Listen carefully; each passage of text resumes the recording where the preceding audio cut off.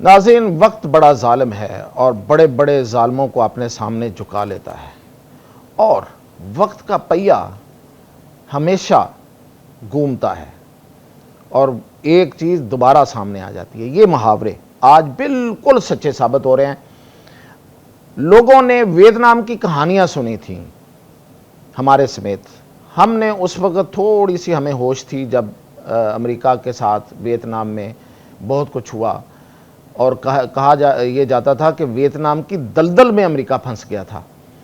वो निकलना चाहता था और वियतनाम निकलने नहीं दे रहा था। आज वो मनाजर हमारी जो जेन ज़ी है वो अपनी आंखों से देख रही है। हम तो खैर बहुत पहले से इसका अंदाज़ा कर रहे थे, लेकिन जेन ज़ी को नहीं पता था। तो जेन ज़ी के लिए ये एक बहुत ज़बरदस्त मनाजर, ऐसे मनाजर कि जो उन्होंने कभी सोचा भी नहीं था। हमने तो सोचा हुआ था, उन्होंने तो कभी सोचा भी नहीं था। वो उनके सामने आ रहे हैं और फिर ये है वक्त का पहिया। और दूसरा वो ट्रंप जो आज से कुछ हफ्ते पहले तक पूरे यूरोप का मजाक उड़ा रहा था और तमाम लीडरों की वो मौकरी करता था, उनकी मिमिक्री करता था, उनके मजाक उड़ाता था, उनकी जो है वो मुख्तलिफ अंदाज में उनका तमस्खर उड़ाता था। आज सारे उस पर हंस रहे हैं और वो पागलों की तरह अपीलें कर रहा है और पाँव पड़ रहा है। और मैं आपको ये दावे से ये खबर दे रहा हूँ कि जो ट्रंप का मुआवजा होना है उसमें सबसे अहम चीज़ जो है वो उसकी ज़हनी हालत की तरफ होगा, क्योंकि उसकी ज़हनी हालत ठीक नहीं है। मैंने आज ही आपको खबर दी थी कि वो पागलपन के दौरे उसको पड़ रहे हैं। उसकी ज़हनी हालत कभी कुछ होती है, कभी कुछ होती है, कभी वो बिल्कुल टेम होकर मीडिया के सामने गुफ्तगू करता है और फिर अचानक वो ऊंची आवाज़ में बोलना शुरू कर देता है। और ये इस चीज़ की अलामत है। और जो ओवल हाउस में कल हुआ है उसकी मैं दास्तान आपको थोड़ी सी आगे फिर बताऊंगा कि वहाँ क्या हुआ और इस पर पागलपन के दौरे क्यों पड़ रहे हैं मियाँ ताहिर। तो सबसे पहले तो देखें कि वियतनाम में एक जंग लड़ी अमेरिका ने। वियतनामियों ने वो काम कर दिखाया दुनिया में जो उस वक़्त तक किसी ने नहीं किया था। वियतनाम एक गरीब इलाका, आज भी वो बहुत ज़्यादा अमीर नहीं है, लेकिन आज वो अपनी इंटेग्रिटी, अपनी सालमियत और अपनी इज्जत के साथ जीते हैं और अपनी गर्दन ऊंची करके दुनिया में उनका एक मुकाम है कि ये वो लोग हैं जिन्होंने दुनिया के इस सबसे बड़े सफ़ेद हाथी को वहाँ पे जकड़ लिया था। वो सफ़ेद हाथी वहाँ से भागना चाहता था, लेकिन वियतनामी उसे भागने नहीं दे रहे थे।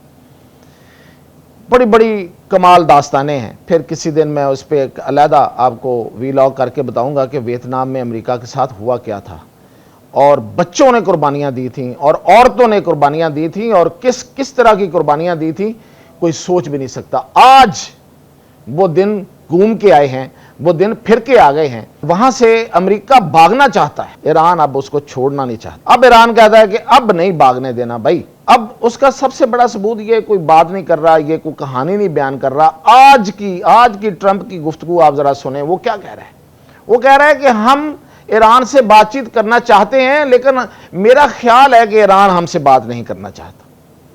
यानी कि वो ट्रंप जो ईरान को कुछ समझ ही नहीं रहा था। आज की तकरीर में भी उसने बहुत सी ऐसी बोगियां मारी कि जैसे ईरान जो है उसके पास अब कुछ नहीं है, हमने सब मलियामेट कर दिया है, उसकी कुव्वत ख़त्म कर दी है, उसकी लीडरशिप ख़त्म कर दी, उसके ज़खायर ख़त्म कर दिए, उसकी मिलिट्री सारी की सारी जो है वो ज़मीन बोस और मलियामेट कर दी। तो भाई ये सब कुछ कर दिया तो फिर किस लिए बात करना चाहते हो, फिर फतह का ऐलान करो। इसी तकरीर में आखिर पे तो उसको अपनी फतह का ऐलान करके तो कह देना चाहिए था कि हमने ईरान को फतह कर लिया, लेकिन वो नहीं कर सका। बल्कि उल्ट उसके क्या हुआ कि वो उन मुल्कों के पांव पड़ रहा है जिनको वो कल बातें करता था। उसी जापान को, जिस जापान को वो कहता था कि अगर मैं ना होता तो तुम्हारा क्या होता, उसी जर्मनी को और उन्हीं यूरोपीय मुल्कों को वो कह रहा है कि आए, अब आगे आए। चीन की मिन्नतें कर रहा है, अपने मुखालिफ को कह रहा है कि आए, आगे आए और मुझे बचाएं।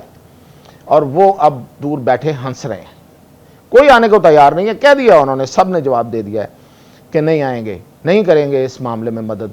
ये नहीं है कि उनको कोई खौफ है या वो आके ये काम कर नहीं सकते। मतलब चीन जो है, अभी आप देखें, अगर ईरान अमेरिका जैसी सुपर पावर को घुटनों पे ला सकता है तो चीन की ताकत का तो अंदाज़ा अभी किसी ने किया ही नहीं है। जितनी चीन के पास जितना जदीद असला और जितनी जदीद टेक्नोलॉजी है और जितनी बड़ी वो मईशत है, अगर वो जंग करेगी और उसके साथ अमेरिका को जंग करना पड़ गई कभी, तो अंदाज़ा कीजिए कि अमेरिका जो है वो फिर अब भाग के जाएगा भी कहाँ। वो तो अमेरिका में नहीं रह पाएगा। ये हालात हैं। तो इसलिए कोई चीन के लिए, किसी के लिए कोई मसला नहीं है, बल्कि ये सब कुछ जो हुआ है, ये जो इसके साथ हुआ है, ये सब की मुश्तरका कोशिशें। मैं आपको अलग-अलग खबरें देता रहा हूं, आज मैं आपको वो थोड़ी इकट्ठी करके बताता हूं। रूस ने अपना हिस्सा डाला, रूस ने अपना असला भेजा, रूस ने उसको इंटेलिजेंस दी। चीन ने अपना हिस्सा डाला, चीन ने अपना असला भेजा, चीन ने उसे अपनी इंटेलिजेंस दी। चीन ने अपना पूरा सिस्टम, जो बीडू सिस्टम है, जो जिसके जरिए इंटरनेट जो है, जो सैटेलाइट के जरिए जो दुश्मन की जो ठिकाने हैं उनकी गेजिंग की जाती है और उसके ऊपर हमला करने के लिए निशाना बांधा जाता है कि कौन सी चीज़ कहाँ पे है।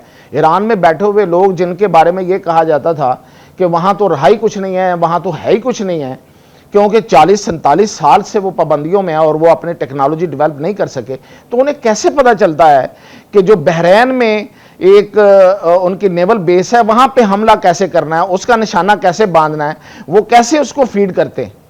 इसी तरह वो कतर में कैसे फीड कर लेते हैं, इसी तरह वो कुवैत की एयर बेस को कैसे फीड करते हैं अपने मिसाइलों में, जो एग्जैक्टली वहां पे जाकर निशाना लगता है। इराक में कैसे निशाना जाके लग जाता है एग्जैक्टली। ये सारी की सारी इंफॉर्मेशन जो है, ये चाइना का वो बीडू सिस्टम ही दे रहा है, जो सैटेलाइट है वही उसको सारी चीजें बता रहा है। तो ये मिलके और फिर आज पाकिस्तान का शुक्रिया अदा किया गया।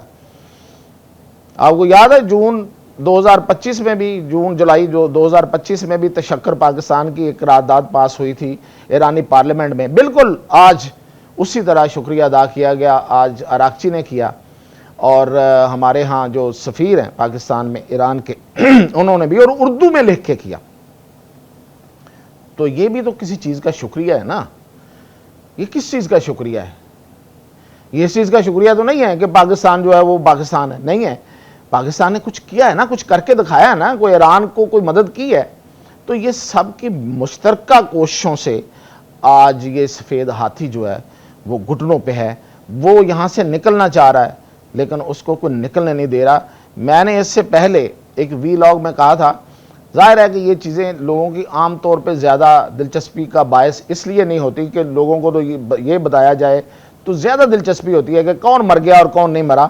मैंने पहले भी कहा था कि अब तो अरबों को चाहिए कि वो बैकडोर से, खुफिया तरीके से ईरान को मदद दें, ईरान को पैसे पहुंचाएं, उसकी रकूम पहुंचाएं, उसको असला पहुंचाएं, उसको टेक्निकल सपोर्ट दें, ताकि उनकी हमेशा के लिए जान छूट जाए इस अमेरिका से, जिसने उनके गर्दनों में गुलामी के तौग डाले हुए और वो हिलने नहीं दे रहा उनको, और वो हिलने नहीं पाते, और उनके जो वसाइल हैं वो मुफ्त में उठा रहा है वहां से।